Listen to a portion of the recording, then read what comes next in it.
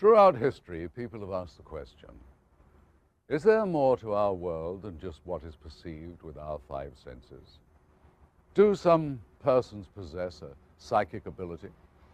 Do spirits exist as ghosts or in other forms? Is the paranormal fact or fantasy?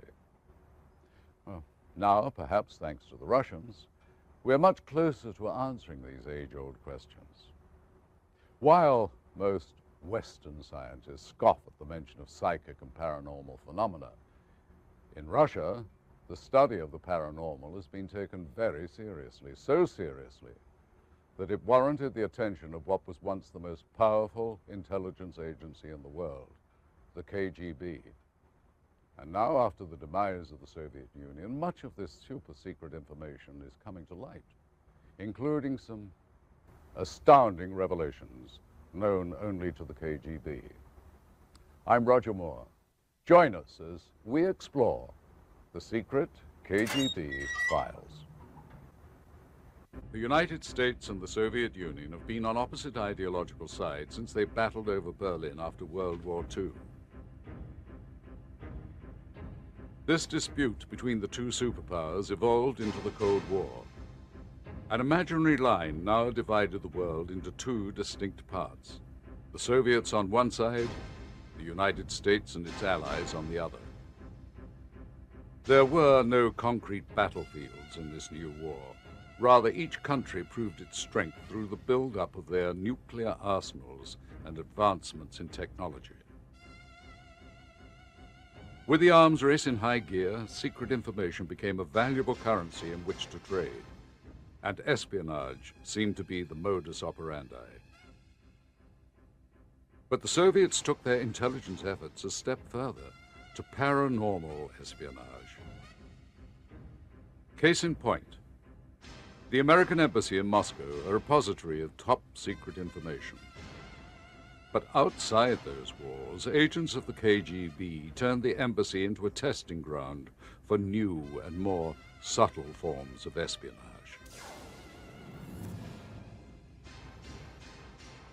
In 1962, a series of strange and unexplained illnesses plagued the embassy staff.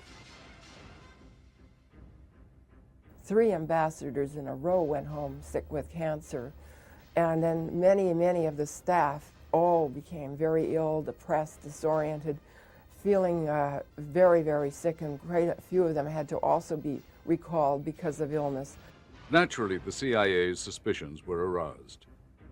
Project Pandora, the CIA's investigation into the source of these strange ailments, uncovered what agents called the Moscow signal. A pulsing beam of microwave energy directed at the embassy from a building just across the street.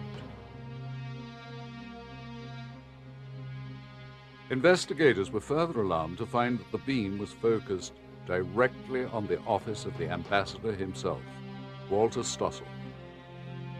Reports of the ambassador's health indicated that the beam was having a profound physical effect. Despite American protests and attempts to shield the building, this irradiation of the embassy continued. When Nixon and his party were visiting there, apparently they began to experience all kinds of symptoms of severe depression and crying fit. And it wasn't just one, it was virtually everyone in the group that was visiting. An analysis of the microwave beam revealed frequencies known to affect human behavior. American intelligence agencies recognized the pattern from their own simple experiments performed on animals. But this was something much more advanced. This evidence pointed to a microwave emitter used for the purpose of mind control. As these experiments went on, a network of Soviet spies began to gather information from their contacts inside Western governments. Even the President of the United States was not immune. What was once one of the most feared intelligence agencies in the world was also the largest. At its peak, The KGB had literally thousands of operatives working both within the Soviet Union and everywhere else on the planet. The Russian Revolution of October 1917 put a violent end to the monarchy of Tsar Nicholas and ushered in a new era of oppressive Soviet dictators. The man who led the revolution, Vladimir Lenin, rose to power, the first in a long line of iron-fisted dictators. During his reign, the powerful OGPU, or secret police, was formed for the purpose of international espionage. The group of secret police became the infamous KGB. The KGB research into the anomalous phenomena had begun in the 1920s, when a special laboratory, so-called dark room, was created. From the middle 1930s, Russian psychics had been persecuted under Stalinist regime, so many went underground. Most had conducted their research, but very quietly. In the late 1920s, Joseph Stalin transformed the country even more by regimenting every aspect of daily life. It goes back to such scientists as Bekhterev and his research, and continues through the Gleb Boki control of the KGB paranormal research right into the Beria's lab. Gleb Boki, who was in charge of the paranormal phenomena for the KGB, was a sinister and cruel person who was known to drink human blood. The KGB had conducted psychotronic weapons research on prisoners that were sentenced to die, and also political dissidents. Stalin still managed to brutally stomp out his opposition. When Gleb Boki and people who had studied the anomalous phenomena with him in the KGB were executed in 1937, all of the files were transferred, as far as we know, to the most secret archives of the KGB, and later were acquired by Beria. Some of the files were opened by Beria's people, and the research took very sinister color.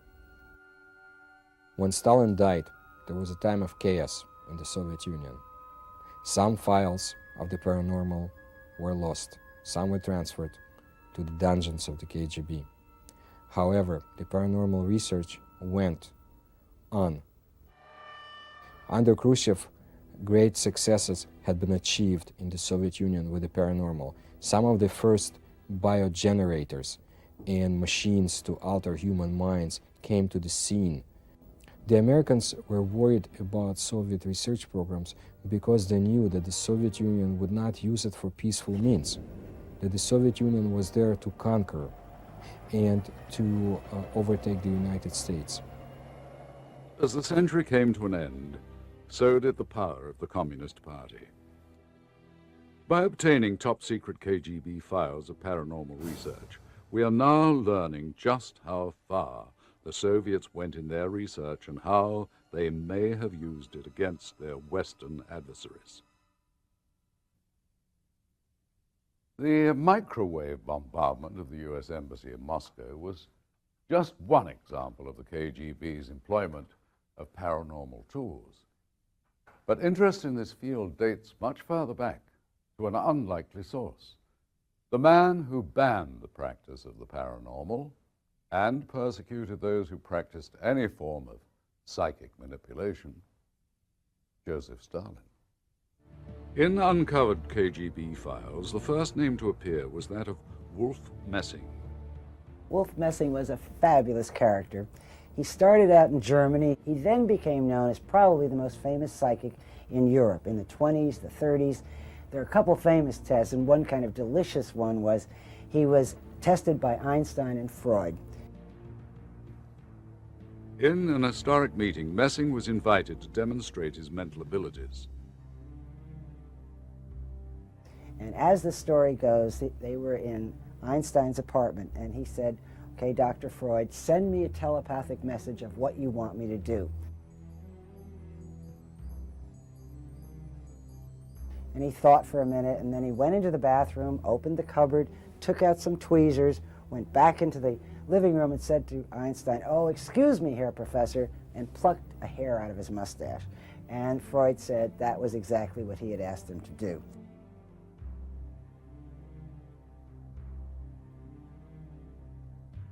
Messing became quite famous for his psychic abilities. He even went as far as to predict the outbreak of war between the Soviets and the Germans, despite Stalin's infamous non-aggression treaty with the Nazis.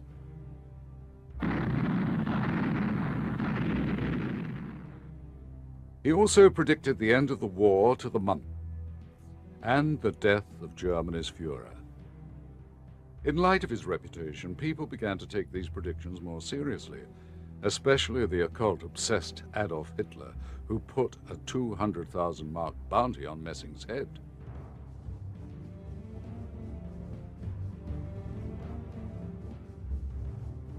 The world-renowned psychic was forced to flee to Russia, where Joseph Stalin himself became interested in the possible military applications of Messing's abilities.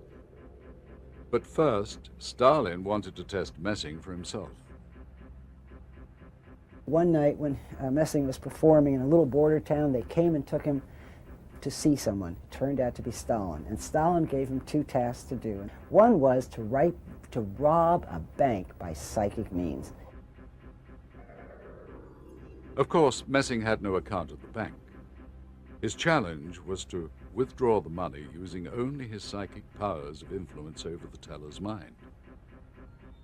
Messing handed him a blank slip of paper and then mentally willed the teller to withdraw 100,000 rubles.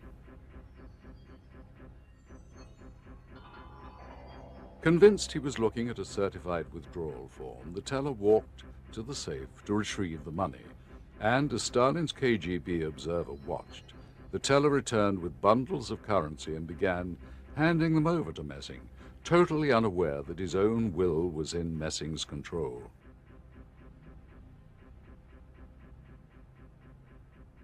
When the money was safely inside, Messing thanked the teller, shut the case, and calmly walked out of the bank.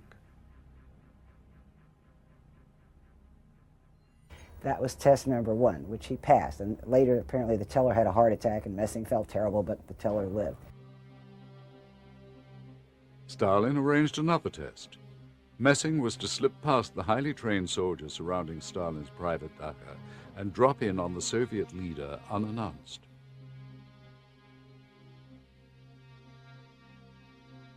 A short while after this challenge was issued, something remarkable occurred.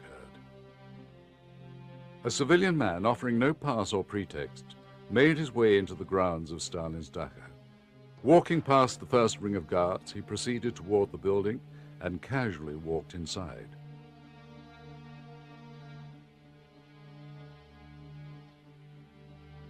The guards did not challenge him.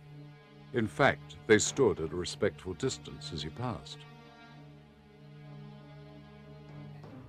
As he made his way through the dacha's corridors, the staff offered no resistance.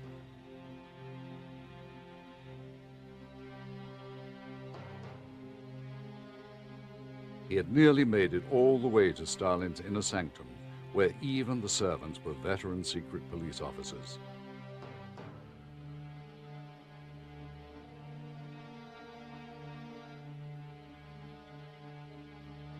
Stalin looked up to find the man standing in front of him, Wolf Messing. Stalin demanded to know how it was done.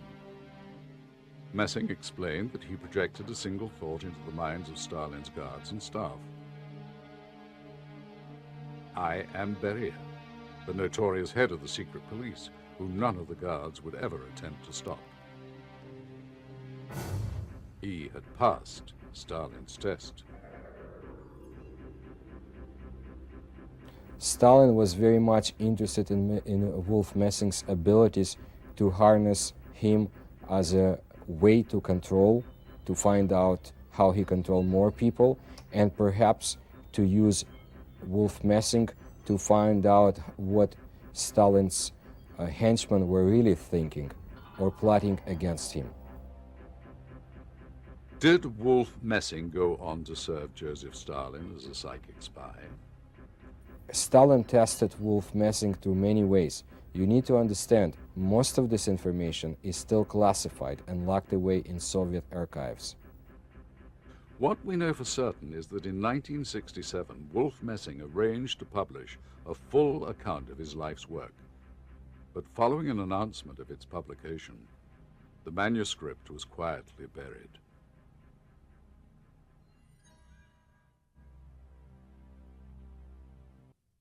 After the initial success with psychic tests, the KGB began to take a more active interest in the paranormal, setting up top-secret research facilities across the Soviet Union. Behind the walls of these facilities, they conducted classified experiments with individuals of frightening psychic ability. Nina Kulagina, alias Nina Malakilova, was the Soviet Union's preeminent telekinetic medium. Her psychic feats were well documented by these home movies and captured by Russian scientists on the secret films you were about to see. Scientists recorded her blood pressure racing up to 180 beats per minute, approximately 70 points higher than a runner during a race. Startled scientists suggested that in Kulagina's case, the electromagnetic energy normally emitted from the living tissue was greatly amplified. By placing her hands in close proximity to a target object, this energy field was actually able to move it. She was taken to various laboratories throughout the Soviet Union to be measured, studied, researched, and the KGB was behind it, as far as I know. Intrigued by their initial success with Kulagina, Soviet researchers decided to see what the limits of her powers were. They knew she could affect inanimate objects, but what about living tissue, like a beating heart? On March the 10th, 1970, Soviet researchers decided to put Kulagina to the test. She would attempt to alter the heartbeat of a frog. Simultaneously monitoring Kulagina and the animal's heart, they found that the powerful psychic could actually speed up and slow down its rhythm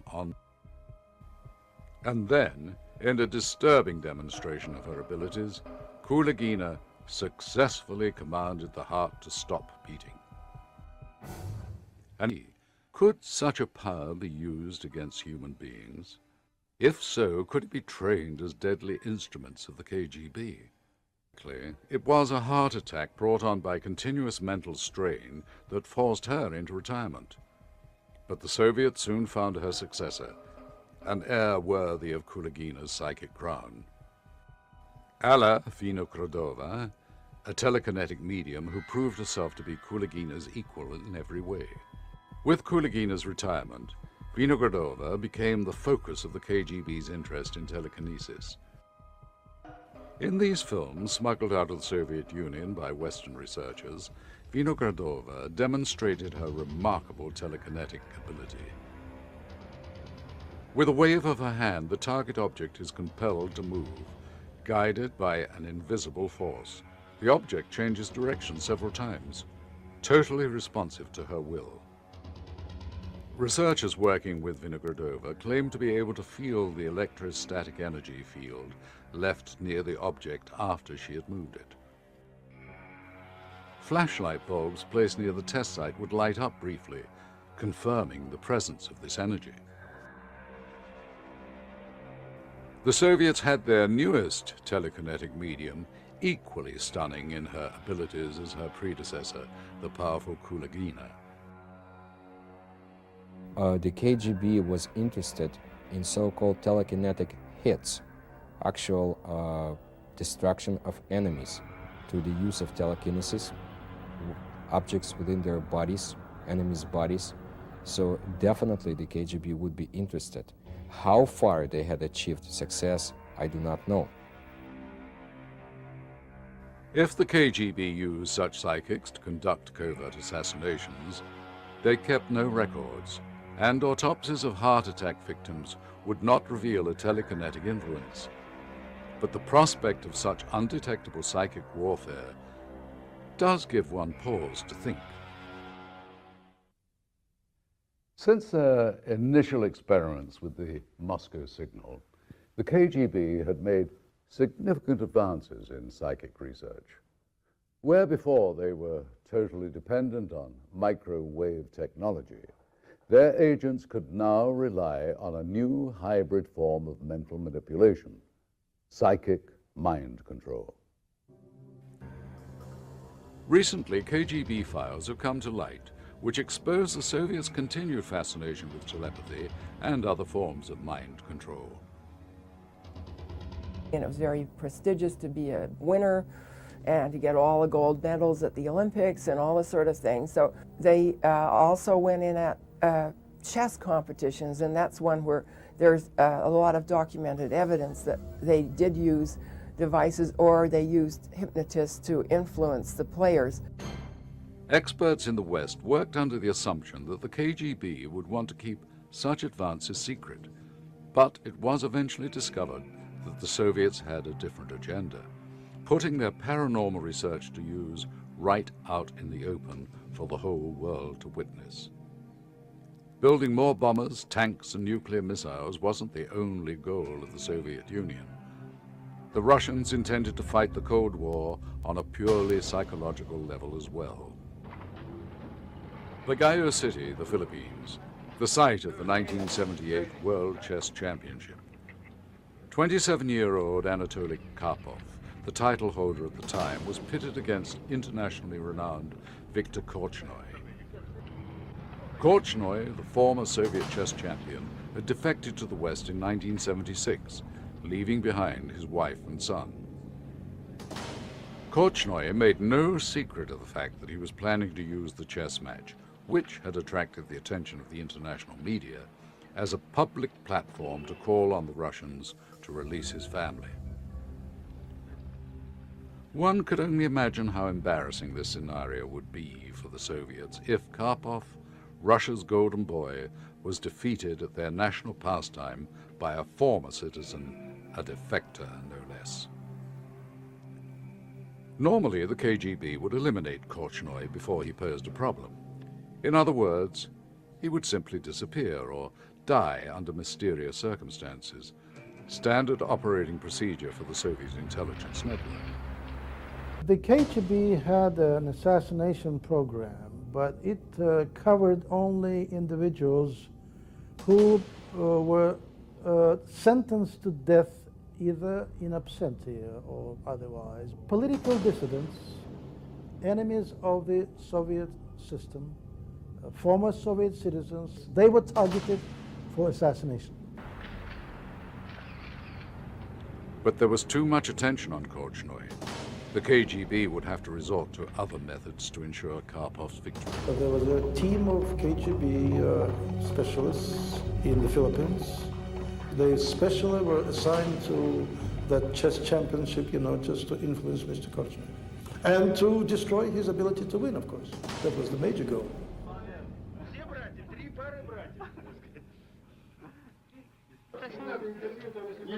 The KGB turned to Vladimir Zhukar, a well-known Soviet parapsychologist. Although it appeared that Dr. Zhukar was a passive observer of the match, Korchnoi himself accused him of being a hypnotist. During the game between Korchnoi and Karpov, it is believed by many Russian researchers that Karpov used psychics on his side to bend Korchnoi's will and to make sure that he loses. Apparently, Korchnoi realized it himself because he made a lot of noise about this. Karpov was one of the wonder boys of the Soviet chess scene, and the Soviet Union would pull no brakes to win. And people in the Soviet Union talked quite openly among themselves about psychics being used by Soviets to make sure that Karpov wins. Dr. Zhukar had a remarkable effect on Korchnoi right from the beginning of the match. Known for his aggressive and dynamic play, Korchnoi appeared unsure, hesitant, and his confidence diminished as the games progressed. I believe that in his mind he always used to say, well, you are a traitor of the Soviet people. You should stop fight against Karpov. You should stop. You must not fight against him. You must lose. Even though he was moved to the rear of the auditorium, Korchnoi still felt the overwhelming influence of Dr. Zucar. The match itself lasted for a record 78 days, 32 full games. In the end, Korchnoi was defeated. When Korchnoi complained to the Soviets, they explained that Zucar was simply studying Korchnoi, observing his body language and passing on advice to Karpov. But was there more to it? More than what the television cameras picked up? Did Zucar, the Soviets' parapsychologist, hold the preeminent chess master's highly trained mind in his grip? Seeking a way to break what had become a global stalemate, the Soviet Union was now looking for any advantage, no matter how small, no matter how exotic, to attain superiority over the United States. Russian scientists believed that unlocking the secrets of the paranormal would provide them with the key that would tilt the scales in their favor. 1962 was a crucial year in the history of Soviet parapsychology and paranormal phenomena. Ninel Kulagina came to the scene, so did Professor Goncharov, the man with no face. KGB research was in full swing. The KGB was continuing to experiment with microwave radiation far beyond using it against the US Embassy in Moscow, as we've already seen. Professor Goncharov is one of the top Russian scientists whose work is completely classified. And he is known as the man with no face because no one has been able to photograph him. Microwaves transmitted at particular frequencies could produce a variety of startling results.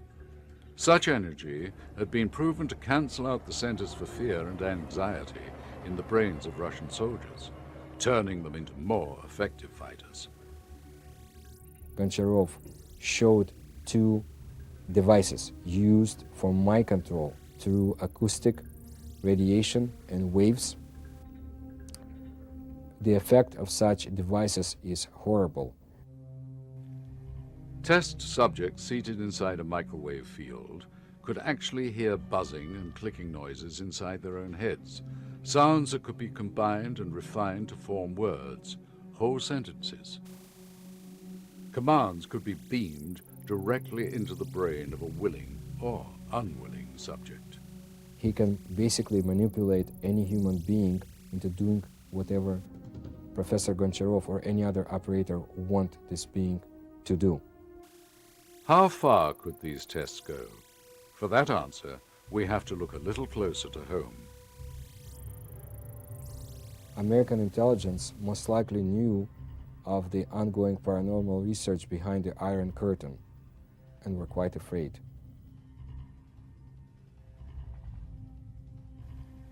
CIA scientists combined subliminal programming and mind-altering drugs, LSD, heroin, and sodium pentothal, to prove a fundamental theory. That an unwitting and unknowing individual could be programmed to do the CIA's bidding, potentially even directed to kill without knowing it. But the Soviets had the advantage, merging the use of hypnosis with their microwave projection technology. The Manchurian Candidate, the story of an American soldier brainwashed by the Russians, programmed to perform one assignment: assassinate the President of the United States. At the time, such a scenario seemed far-fetched. But what we have uncovered in the KGB files sheds new light on our own past.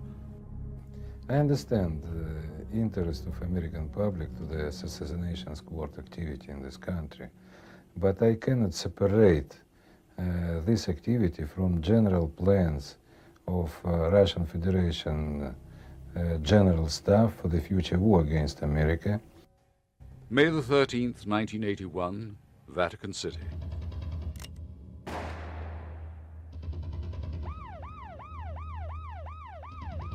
If I understand rightly, you would like to ask me about assassination attempt against Pope. This operation became known, and KGB involvement became known. Mehmet Ali Agca was tried and convicted for the shooting. He was linked to a KGB-backed conspiracy against the Pope. The Soviets were not pleased with John Paul's anti-communist stand in Poland or his support of the trade union Solidarity. June the 5th, 1968, Robert Kennedy fatally shot in the Ambassador Hotel in Los Angeles.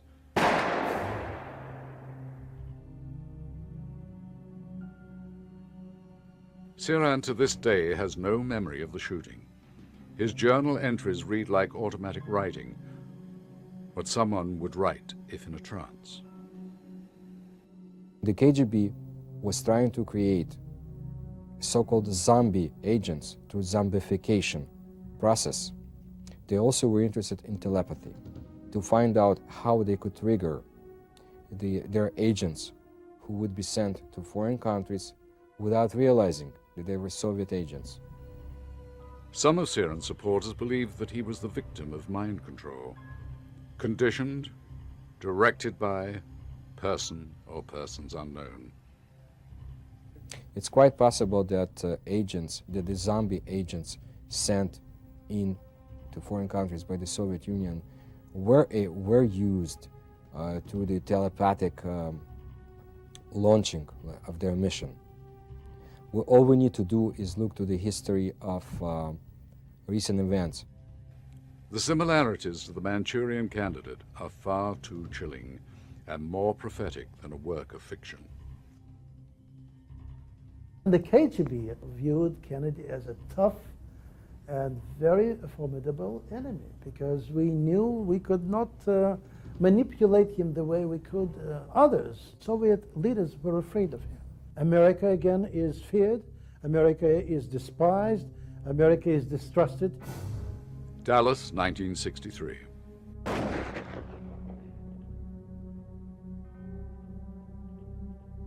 What dispatches you people have been given, but I emphatically deny these charges. Highly protected public figures, also enemies of the Soviet state. A lone man in a crowd, an assassin with a gun, no chance to escape. Quite possible that the Soviet zombie agents were engaged in assassination plots and carried out their missions. We in Russia, in the USSR, we had highest respect for the President of the United States. We wanted to make a deal with him. We knew he was the man to have a deal with. And that was our message. Frantic activities of almost 100 KGB officers, plus more than 100 diplomats, plus some 50 GRU officers. We were all tasked with one mission, to impress on the American public, foreign diplomats, however, that we had nothing to do with assassination. It's too easy for us to excuse these events away, attribute them to the actions of a single lone maniac. That's easy for us to accept and dismiss. Could Lee Harvey Oswald have been the subject of such mind control experiments? It does not seem that far-fetched, considering what we now know about Soviet psychotronic and microwave projection research.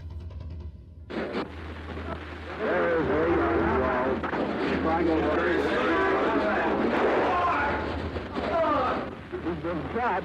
We've been shot. Lee Oswald has been shot. As the KGB's interest in paranormal experiments grew, the West lagged further and further behind. In fact, at the time of the early Kulagina experiments, the United States had not yet deemed psychic powers worthy of research. Perhaps the Soviets were predisposed to the potential of psychic powers because their history was steeped in accounts of the paranormal. The Russian people have long believed in the existence of paranormal phenomena. Even before the formation of the Soviet Union, the land was rife with tales of the supernatural. One of the most famous figures to emerge out of Russia's psychic past was Tsar Nicholas's advisor, Grigory Rasputin, the Mad Monk. His insights proved so accurate that the Tsar brought him into the royal court as his closest advisor. When the Tsar's sickly son Alexei did not respond to medicines of the time, Rasputin treated him with his own psychic powers. After only a short time, the boy began to respond to the monk's radical treatments, dumbfounding doctors and the royal family. Rasputin had found his place at the head of the Russian state. His influence was so strong that the Russian people feared he was using his abilities to control the Tsar's will and seize the reins of power, but not as others had done by force, rather by controlling the Tsar's mind through his own psychic will. But before that could happen, several high-ranking military officers conspired to break Rasputin's spell by having him assassinated. Rasputin exercised great control over the Tsar's family, and naturally people were afraid of him. We need to state that Rasputin was not a madman, but a very intelligent human being that could exercise tremendous mental powers. Intriguingly, Rasputin's powers may have been linked to another event in Russian paranormal history, the Tunguska incident. Rasputin was in the area of the Tunguska phenomena in 1908. Very few people know about this, but it certainly could have caused an effect on this tremendous and sinister human being. Something rather dramatic happened in a very far away Siberian forest. There was a huge, and I mean huge, explosion. The Soviet Academy of Sciences came out saying it was neither a comet nor a meteor that hit. Whatever exploded over the taiga at that time was equal to 2,000 bombs that were used over Hiroshima, 2,000 times stronger. We know today that it might have been most likely a spaceship. But there is something else that very few people in the West realize. Soviet scientists had calculated that if an object were to leave planet Venus to arrive on Earth with the least use of energy, this object would have had to leave Venus on June 30th, 1908, exactly when Tunguska object exploded. It would not be surprising if saucers had crashed in the Soviet Union. I have seen evidence that the intelligence agencies, certainly that the KGB has been interested in collecting data. An entire forest was leveled by the blast. Though it was 37 years before the splitting of the atom, it showed the same characteristics as a blast from an atomic bomb. Whatever this thing was that came hurtling out of the sky made a maneuver before it hit. Nearly 60 years after the mysterious Tunguska incident occurred, there were reports of another crashed UFO in the Soviet Union. Veniamin Vereshchagin was an eyewitness to the events surrounding the craft's recovery. Существует свидетельство тому, что осенью 1968 года there is evidence to the fact that in the fall of 1968, there were reportedly a lot of UFO sightings in the area of Sverdlovsk, currently known as Ekaterinburg. On November 27, many residents of Berezovsky Sverdlovsk area observed several fireballs moving across the sky. One of the balls began going rapidly down, and after that, there was a loud sound of an explosion. In a few days, a Sverdlovsk paper published an article. This is a copy of the Sverdlovsk newspaper from November 29, 1968. An article on the front page titled Bebeskovsky Dreams, or What Was That?, gives the state-sanctioned account of what could have been the actual crash. Translated, the Russian copy reads, 5 glowing balls of light appeared over the horizon and started to move in the direction of the city. 4 of the objects moved in opposite directions, while the 5th began to rapidly lose altitude and soon completely disappeared behind the forest terrain. Several seconds after its disappearance, there was a deafening explosion. With the Soviet Union and the KGB now in ruins, our investigators were able to negotiate for the purchase of 4 cans of film identified as pertaining to the crash site. What we see now is a small convoy of Soviet troops dispatched to the edge of the Versyevsky forest, and from the camera's position on top of the troop transport, we can clearly make out the remains of a disc-like object which apparently crashed in the trees. Along with the military personnel, the film shows what appears to be a KGB officer directing the salvage operation. Stanton Friedman, an expert in the field of ufology, seemed to think that the presence of the KGB was only logical, given the fact that the recovery of such advanced technology would establish a clear military advantage over the West. Now, I think that film is worth a detailed investigation. People like to think that what's important about flying saucers, if they're real, is that it means man is not alone. Philosophical concept, if you will. From a government viewpoint, that's not what's important. What's important is technology. The first country to duplicate the flying capability of a flying saucer is going to rule the planet. They can fly circles around anything we got flying and make wonderful weapons delivery and defense systems. So the KGB has collected information. I've talked to people who've gone to the Soviet Union, who have obtained some of that information. I have met a Soviet cosmonaut and other researchers over there. There's no question they're interested. As intriguing as this footage is, it cannot answer the greatest question of all. Where was this alien craft taken, and what became of it? There is speculation that while the government was upholding the Communist Party line, the KGB had established a top-secret research facility dedicated to reverse engineering alien spacecraft.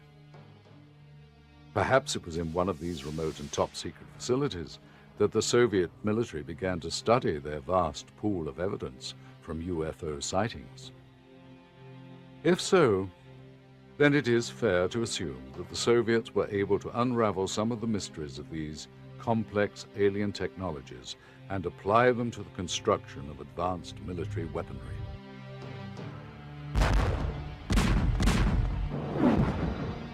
At the close of the 1950s, American intelligence agencies realized that the USSR had pulled far ahead in the fields of science and technology. Desperate to close the gap, the United States redoubled its efforts in national defense, space exploration, and parapsychology research. With Joseph Stalin's death in 1953, the West inherited a new arch-nemesis in the Soviet Union, Nikita Khrushchev, the bellicose Russian premier who slammed the table at the UN and declared that he would bury the United States. After the unnerving discovery of a Soviet missile base in communist Cuba, the two great superpowers edged dangerously close to the brink of war.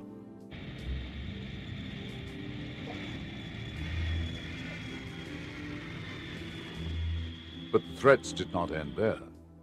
In 1957, America was startled to learn that the Soviet Union had launched Sputnik into orbit. It was launched on top of an intercontinental missile, one that could just as easily carry an atomic weapon into orbit.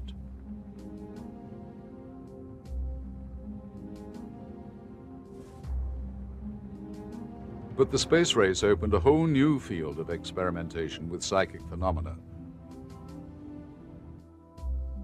Recently uncovered reports indicate that cosmonauts were trained as psychic senders, able to transmit coded signals back to Earth with their minds. After the Soviets announced that they'd put a man into space, NASA initiated the Mercury and Gemini programs. But it wasn't until the Apollo mission that NASA delved into telepathic communications.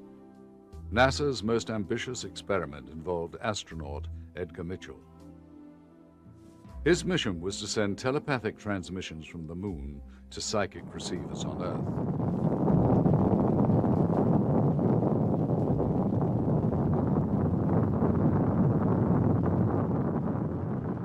Mitchell's accuracy in his transmissions far exceeded mere chance. But space was not the only arena in which the two superpowers vied for dominance. When the KGB learned of a secret psychic test done aboard the American nuclear submarine Nautilus, they too were given cause for alarm. The Nautilus was the same submarine that had recently made an historic crossing under the polar ice cap, demonstrating a nuclear submarine's ability to move within striking range of the Soviet Union virtually undetected. Only one complication remained. The radioed launch command would alert the Soviets of an imminent launch. New reports of psychic tests aboard the Nautilus threatened to make radio communications unnecessary. The Americans had found telepaths capable of receiving messages deep beneath the ocean surface. For the Soviets, it was a nightmare scenario.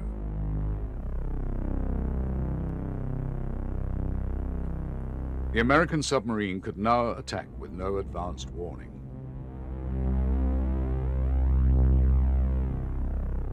Desperate, the KGB turned to their own long-distance telepathic master, Karl Nikolaev.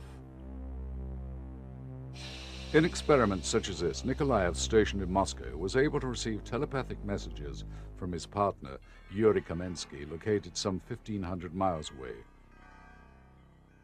Kamensky concentrated on the objects.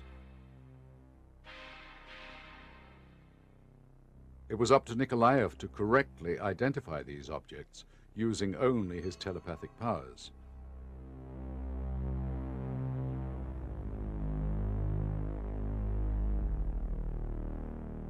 As Kamensky projected the mental images over the vast Russian expanse, Nikolaev correctly identified each and every object. The Russians now had a psychic communication system to counter the American threat. Are you kidding me? After Soviet and American intelligence agencies learned the value of silent, long-range telepathy, work began on a sort of reversal of this process, a potent form of espionage known as remote viewing.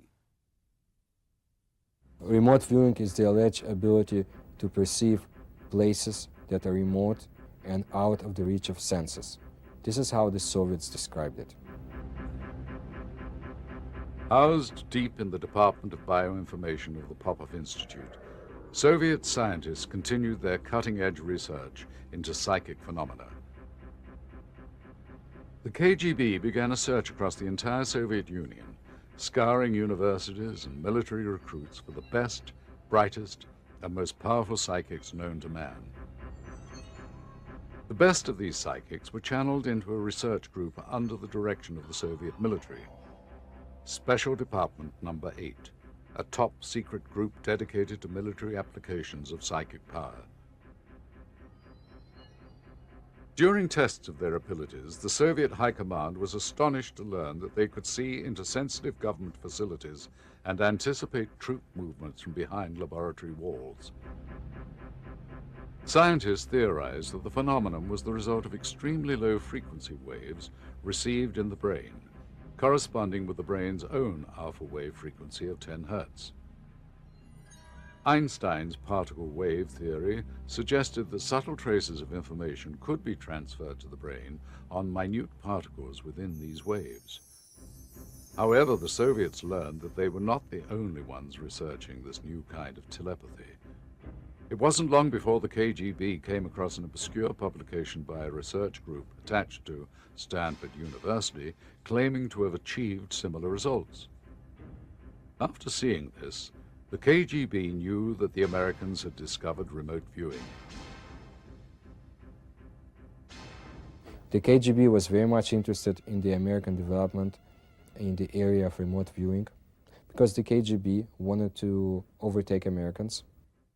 The KGB's reports identified Hal Puthoff and Russell Targ as the leading researchers at the Stanford Research Institute, or SRI. CIA documents captured by the KGB indicate that although impressive, Puthoff and Targ's work was met with skepticism from within the American intelligence community. But an event in May 1978 changed all of that. The CIA learned that a top-secret Soviet Tupolev-22 surveillance craft had crashed on a reconnaissance mission over Zaire. Naturally, the CIA was anxious to recover the craft for study. They employed sophisticated satellites to scour the jungle, but the dense canopy made such tracking impossible. Desperate to beat the Soviets to the crash site, they called in SRI's remote viewers. Sitting in a darkened room in California, Putov's psychic went to work. He was given only a description of the aircraft and the fact that it was lost over Africa. Slipping into a trance, he began to receive images. A jungle canopy, a river, and finally a large submerged object. An aircraft with its tail section protruding above the water. Further viewing sessions revealed distinct turns in the river and topographic features that could be matched to detailed maps. Within days, field agents made their way to the crash site and located the craft. Surprised by the speed of the recovery, President Carter asked how the CIA had done it. He was astonished by the answer.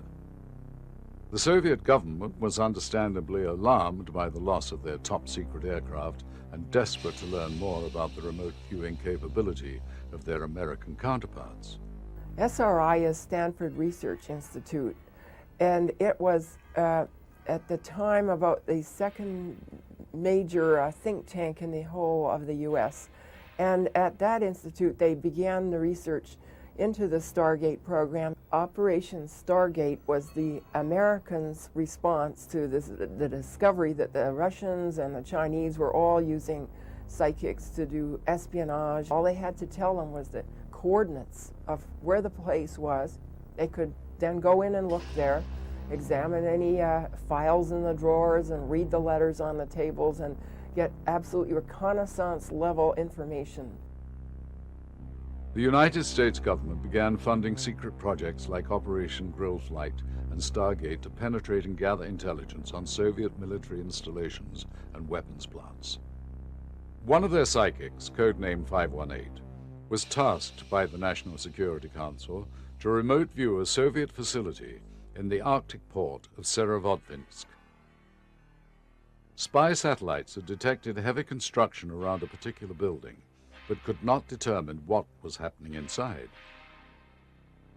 518 sank into his trance and began to search the building.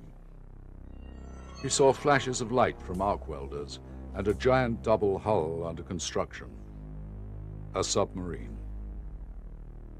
The viewer described a long, flat aft deck with missile tubes below, a tall rudder at the tail, and a new propulsion system.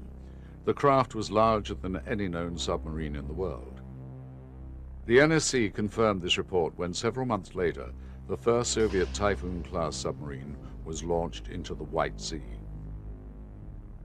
When President Carter found himself mired in the Iran hostage crisis, he turned again to the remote viewers.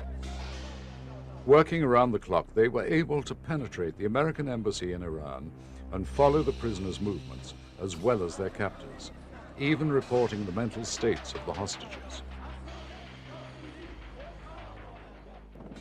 A commando raid was organized, but the rescue craft suffered mechanical failures and the operation was aborted.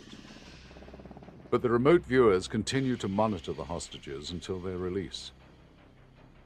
Later, President Reagan would use the same technique to keep track of General Muammar Gaddafi and his army during the war with Libya.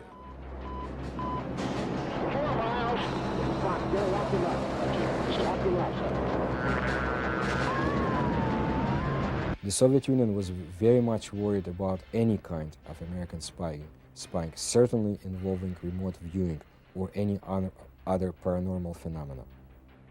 A remote viewer was by far the most perfect spy ever conceived, and the Americans' dominance in the field began to worry the KGB. And the best of these remote viewers was Pat Price. Price is seen here with SRI founder Hal Puthoff and a CIA scientist. The detail and accuracy of his remote viewing sessions astonished everyone involved with these secret projects. Over the course of his career, Price spied on impenetrable Soviet bases and submarines running deep in the oceans. It seemed that there was no barrier his mind could not penetrate, including time. In 1973, Price even perceived the onset of the Israel-Yom Kippur War before it occurred.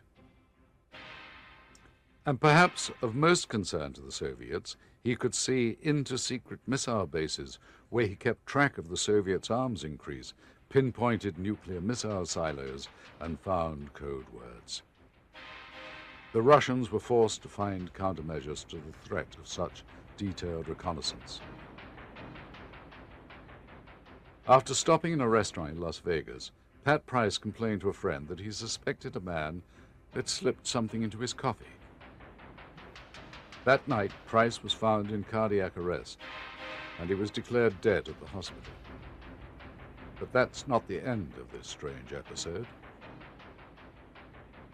An unidentified man with a briefcase full of Price's medical records arrived at the hospital and convinced doctors that no autopsy of Price was necessary, and then neatly disappeared, leaving behind the disturbing question: was Pat Price the victim of a KGB assassination?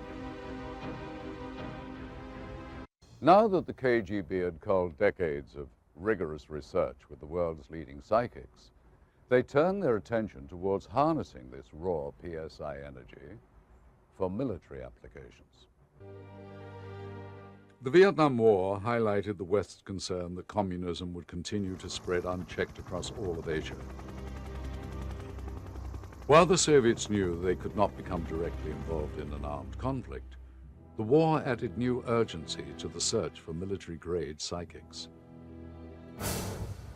The Soviets began tests designed to aid the Viet Cong in defeating the American forces.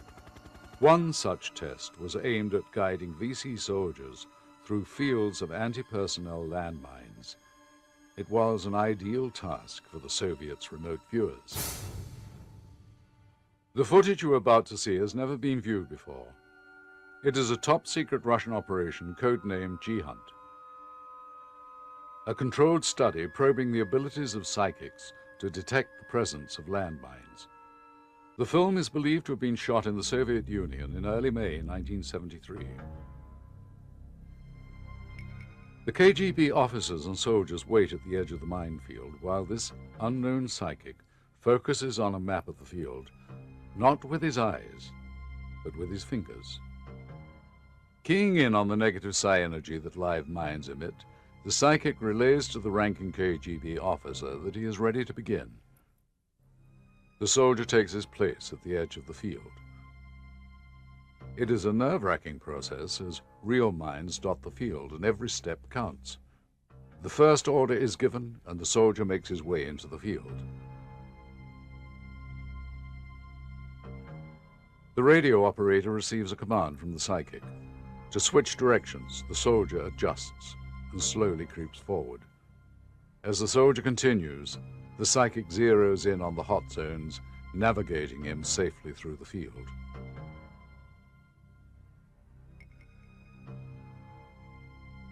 The radio operator in the field relays the psychic's step-by-step instructions. The psychic suddenly senses a mine ahead and has the soldier stop quickly. He directs him to step around the mine, narrowly averting a disaster. Here we can clearly see the partially buried mine.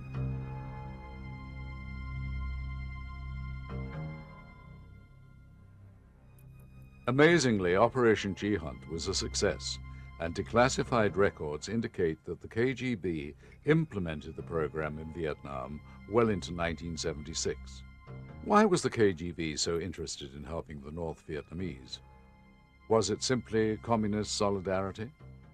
Reports in the KGB files suggest that once again, their real interest in these dangerous experiments lay in the advancement of their own psychic research programs. Among the Soviets' first experimental subjects were the Qigong, an ancient order of Tibetan monks rumored to hold vast psychic powers.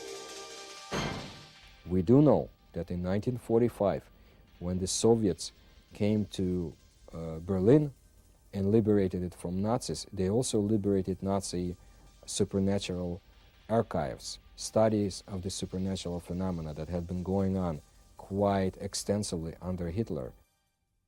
Hitler's obsessions with the occult led the Nazis to conduct experiments with these monks and eventually to use them in battle. We also know that in 1945, Soviets, when fighting in Berlin, encountered Tibetans used by German Nazis for their telepathic abilities to stop Soviet machinery. The Soviets found hundreds of burned bodies of Tibetan monks in SS uniforms. The monks would rather burn themselves than be captured by Soviet troops. We do not know how much of their knowledge the Soviets took with them, if any. However, Stalin was very much interested in the whole phenomenon. Soon after the war, the KGB began conducting tests of their own with these mysterious monks.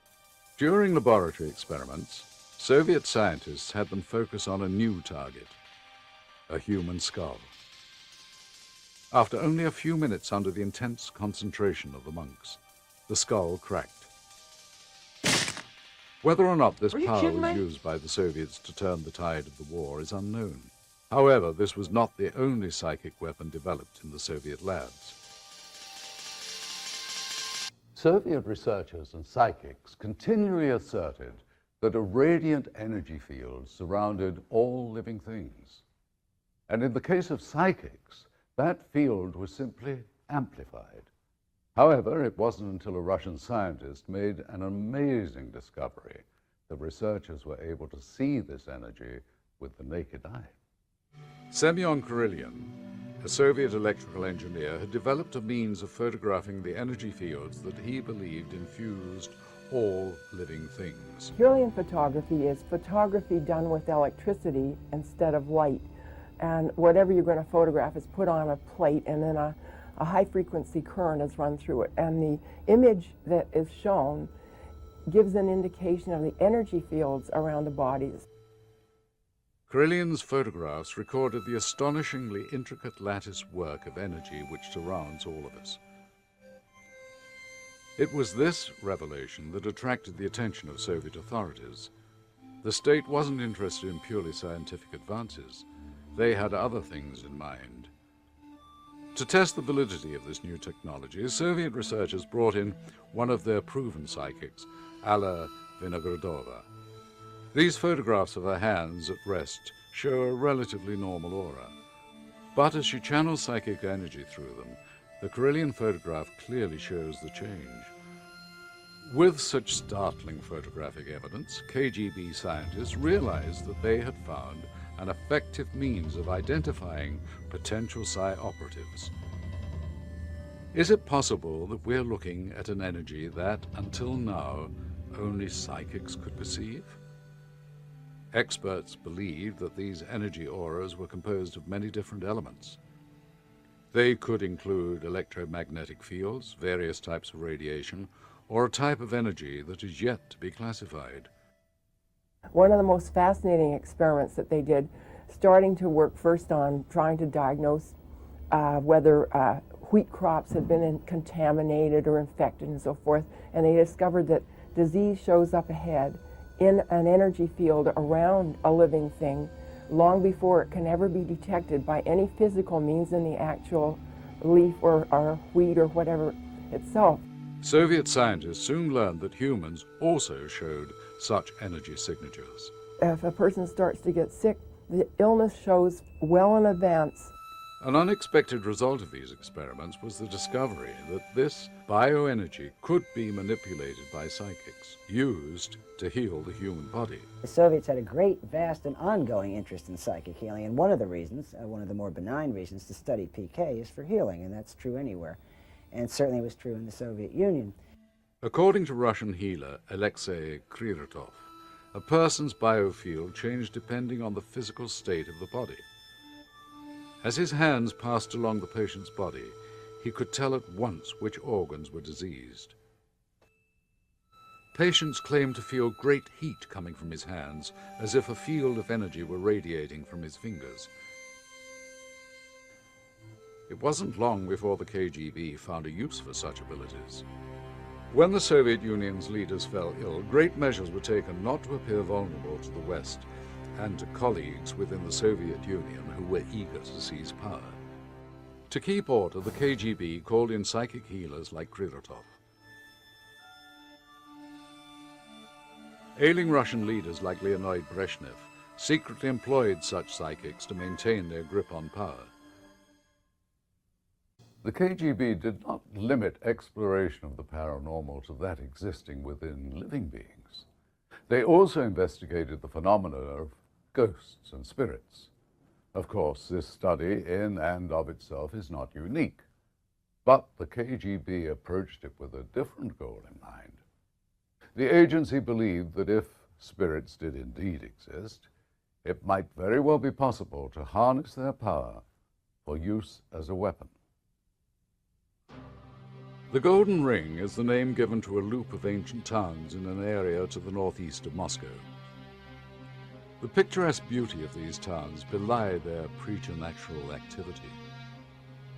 The KGB's interest in this particular village grew as more and more reports filtered back to Moscow about poltergeist activity.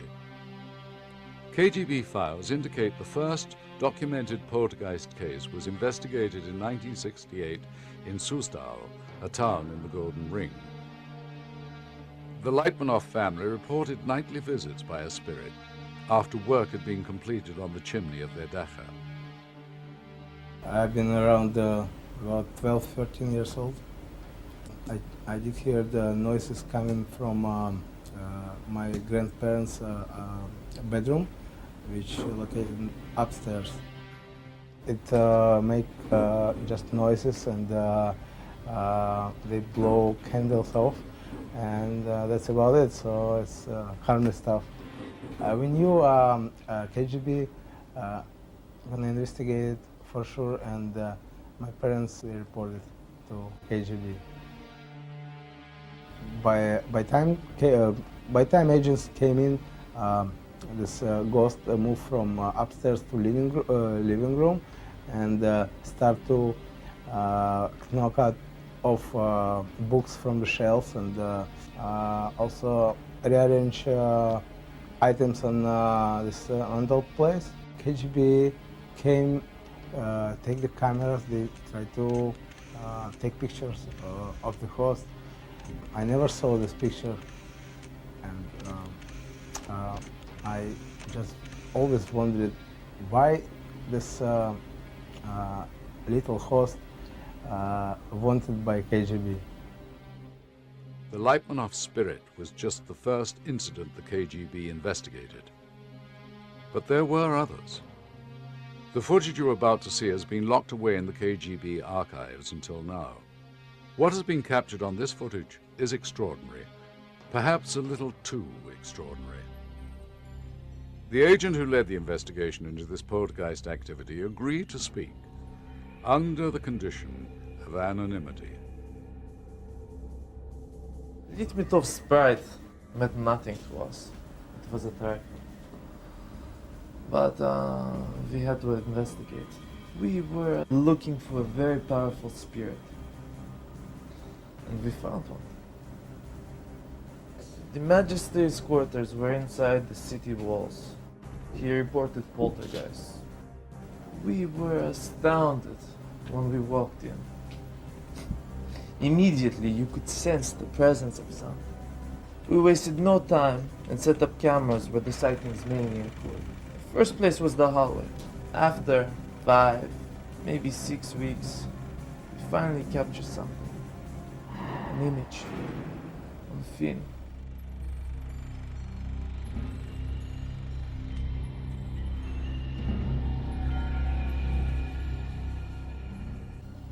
I stayed all those weeks in the guest room.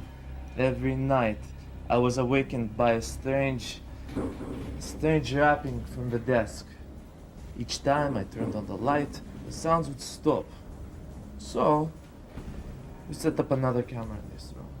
It took a few weeks, but the results were quite remarkable, as you can see.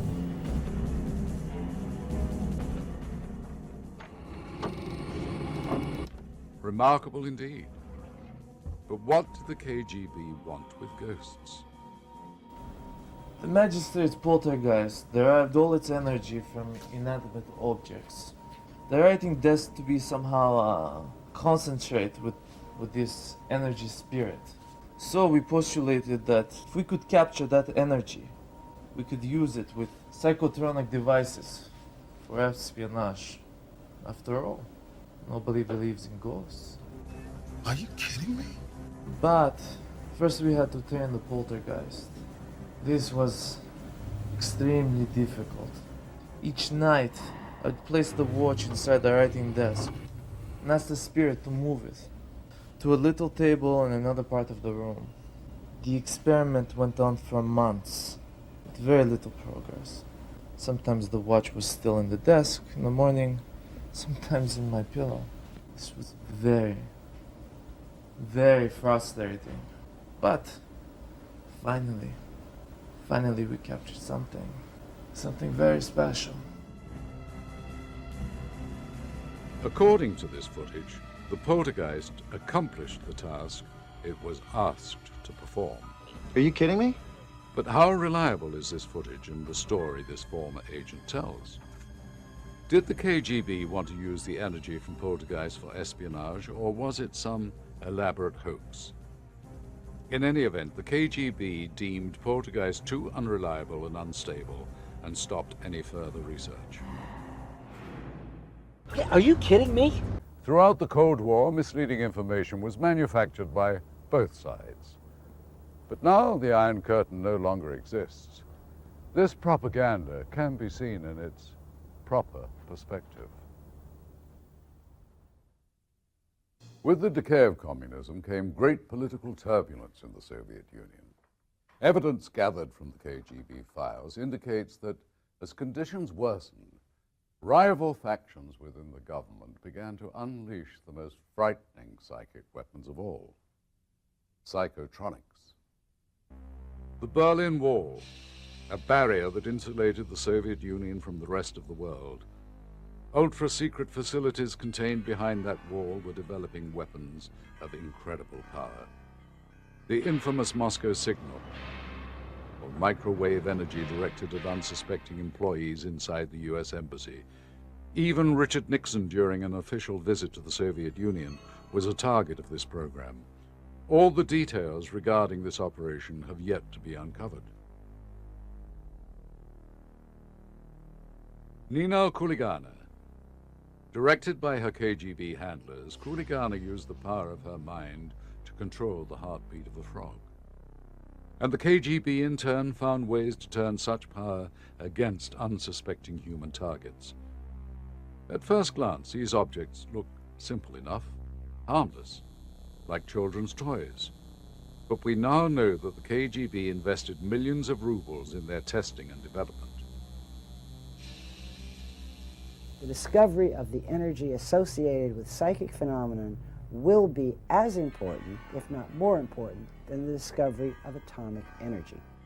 1963 was an important year in the Soviet paranormal research because this was the year when the man with no face, Professor Grigory Goncharov, began his secret research in one of the KGB laboratories, research for the psychotronics weapons. Just as a common battery stores electricity, these psychotronic generators absorb positive or negative psychic energy. Various psychotronic devices have different effects, and if it was programmed to cause illness, you would start to feel kind of depressed and want to cry for no reason, and you feel anxious. And in some cases, it can even bring on heart attacks, and that's kind of a reaction if it's a very, very strong type. A psychotronic generator can influence a whole crowd of people. It can affect a person's psyche, memory, or attention span. General Kalugin was one of the best sources of the information about secret KGB programs, and they hated him with passion. They do it even up to this day. They try to smear his name. And when I say they, I mean former KGB officers.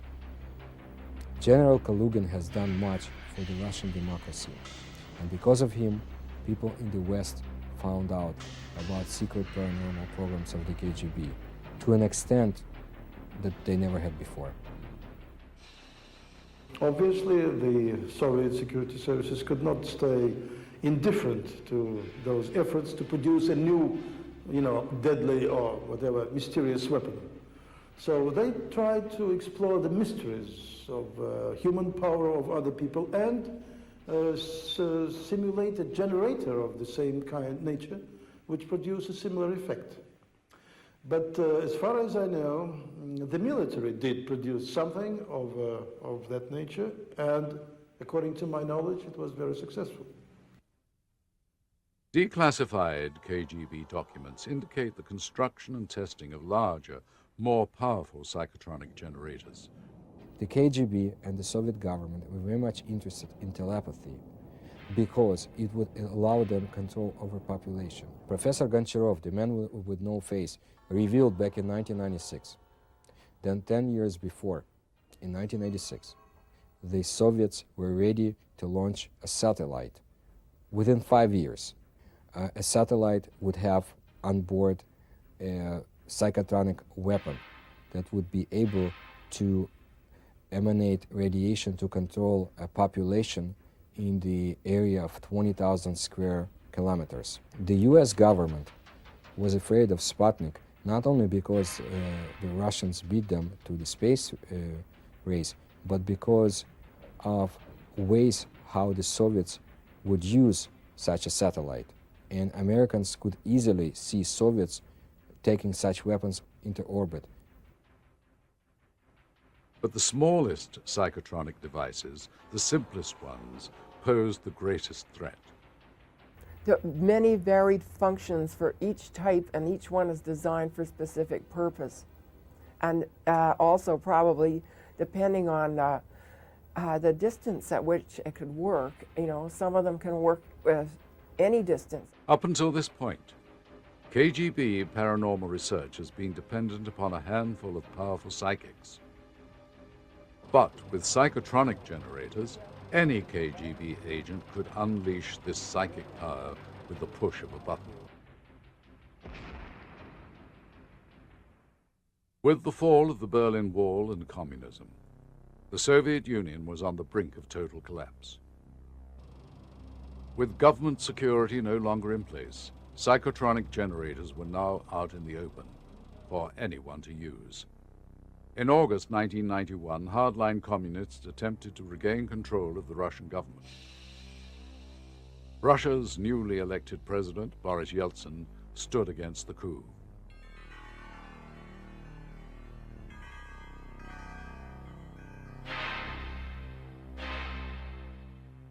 I had a very funny request from a guy who is in charge of a military lab in the Ukraine. And he told me, this guy, that there would be an attempt on Yeltsin's life using a special generator which could damage Mr. Yeltsin's health and probably kill him. There are strong rumors that Yeltsin himself was attacked by psychics and psychotronic weapons. Their goal?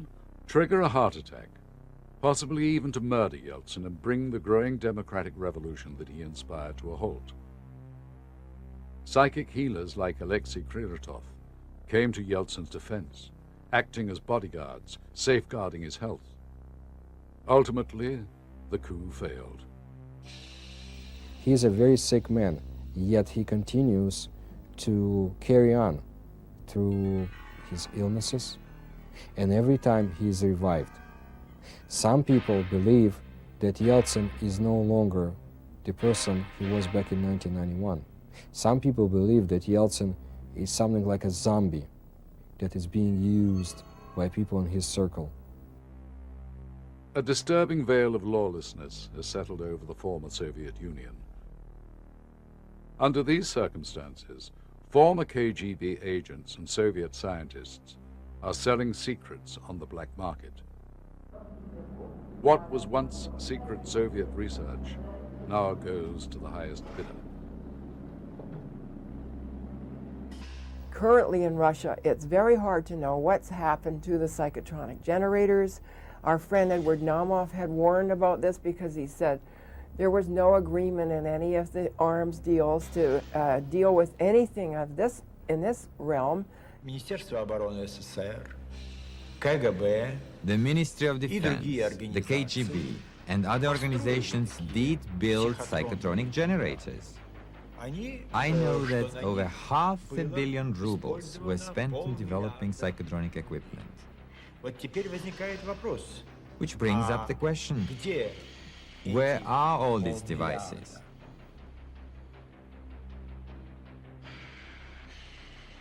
You're watching Moscow police surveillance video. Undercover officers are shadowing a suspected mafia soldier. And since Russia has now got so many terrorists and criminals and the mob running things, it's hard to say. They might be being sold in black markets anywhere, for use anywhere in various regions to stir trouble or do things. It's really hard to know what's going on. From the Russian mafia to anyone with enough money, it's suspected that the mafia is working as a conduit, a pipeline to known terrorist organizations and states. With these devices leaking out of the former Soviet Union, there is no way to know what the future holds.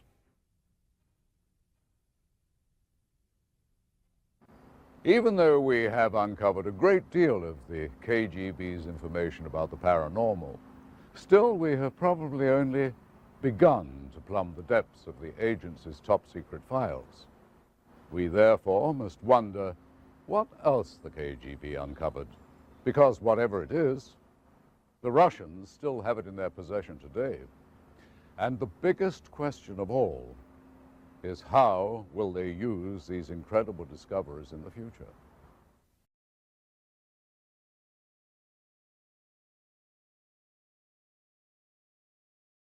Maybe I'm foolish, maybe I'm blind, thinking I can see through this and see what's behind.